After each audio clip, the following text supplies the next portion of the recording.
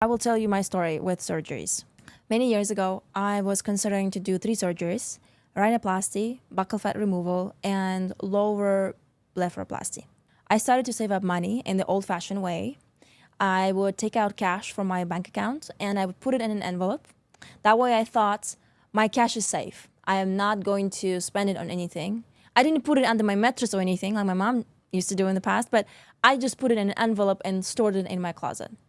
When the time came and I had enough money, I reached out to a doctor in Turkey. First, I spoke to the receptionist. I explained to her what I want. She said, I will try to explain to the doctor what you want.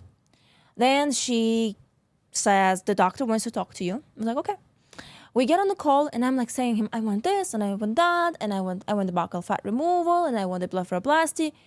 He's just like listening to me. He's like, what? Why do you want that? I was like, but I want, I don't like my smile. I honestly, at that time, I hated my smile. Because I was like, when I smile, I have so much fat collecting here. And he says, what are you saying? Anyway, I got rejected by my doctor. At that point, I was kind of upset because I thought like, I really want what I want. Why doesn't he understand what I want?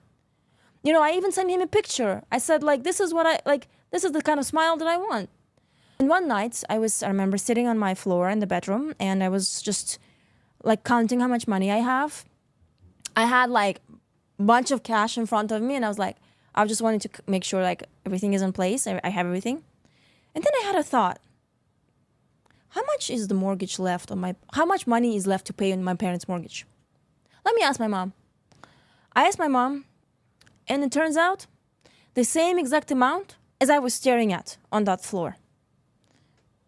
I ended up paying my parents' mortgage with that money. And I think that was the best investment that I could have made.